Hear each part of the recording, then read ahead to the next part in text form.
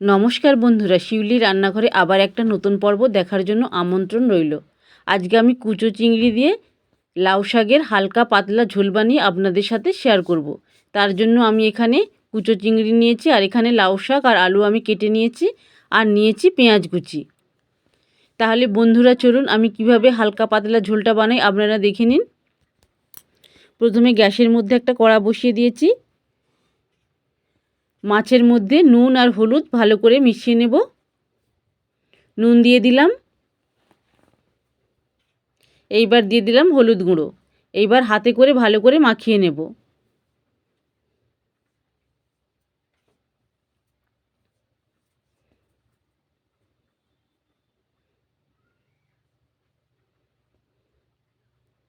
কড়ার মধ্যে অল্প একটু তেল দিয়ে দেব। তেল একটু বেশ গরম করে নেব। তেল ভালো করে গরম হয়ে গিয়েছে, এইবার মাছগুলো দিয়ে ভালো করে ভাজা ভাজা করে নেব।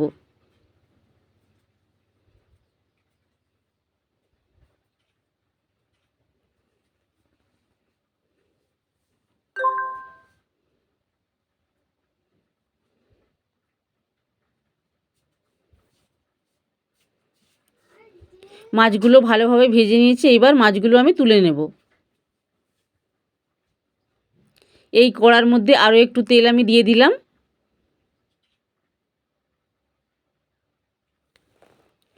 এইবার আলু দিয়ে ভালো করে একটু ভেজে নেব।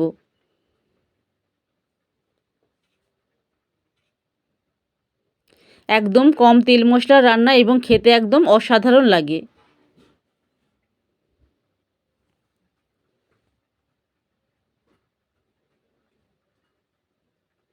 দিয়ে দিলাম হাফ চামচ নুন, আর দিয়ে দিলাম হাফ চামচ হলুদ গুঁড়ো। এবার একটু ভেজে নেব।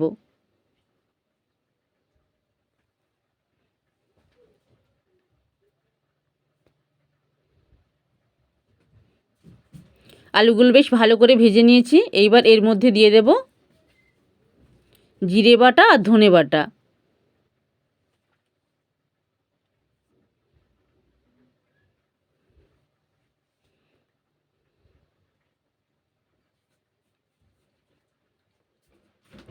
এইবার দিয়ে দিলাম স্বাদ মতন হলুদ গুঁড়ো,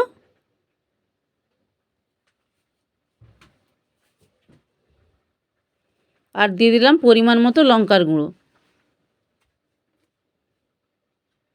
আর এখানে আমি লাউ ডাঁটাগুলোও দিয়ে দেব। দিয়ে সমস্ত কিছু ভালো করে একটু কষিয়ে নেব।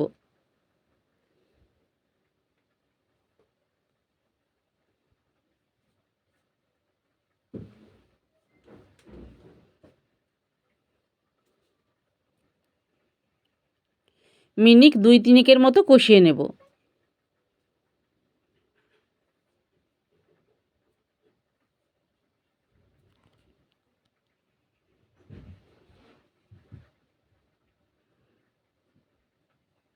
আর দিয়ে দিলাম পরিমাণ মতো নুন।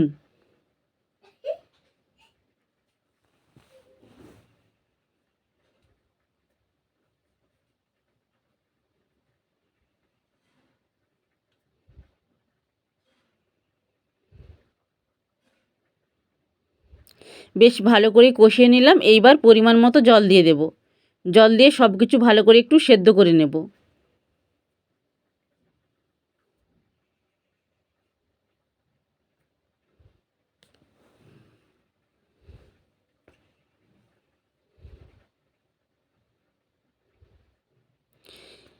এইবার ভেজে রাখা মাছগুলোও এর মধ্যে দিয়ে দিলাম।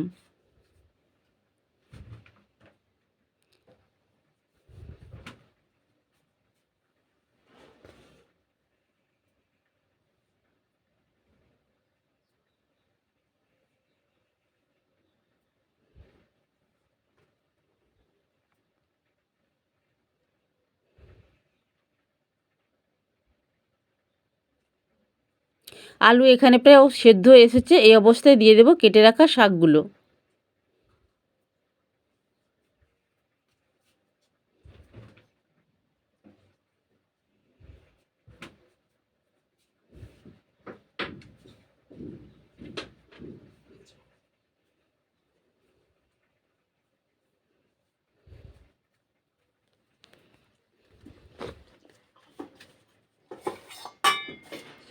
আলুও সেদ্ধ হয়ে গিয়েছে আর ডাঁটাও সেদ্ধ হয়ে গিয়েছে। এইবার নামিয়ে নেব। আবার গ্যাসের মধ্যে কড়াই বসিয়ে দিলাম। এইবার ফোড়ন করে নেব। দিয়ে দিলাম কিছুটা পরিমাণ সাদা তেল,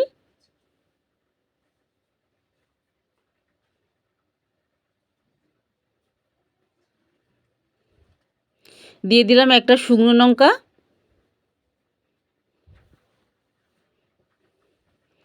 আর দিয়ে দিলাম হাফ চামচ পাঁচ ফোড়ন।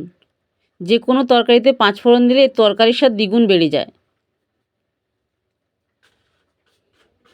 ফোড়ন তো বেশ ভালো করে নিলাম। এইবার কুচিয়ে রাখা পেঁয়াজ দিয়ে দিলাম। পেঁয়াজ একটু ভালোভাবে ভেজে নেব।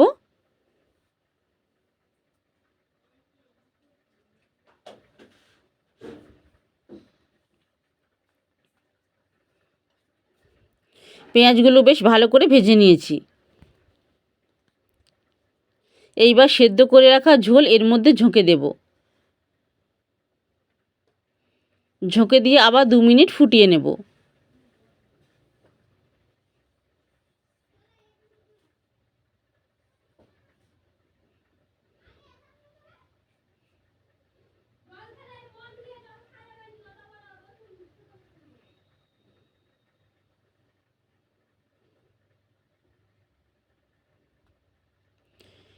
রেডি হয়ে গেল চিংড়ি মাছ দিয়ে লাউ শাকের হালকা পাতলা ঝোল। এইবার নামিয়ে নিলাম।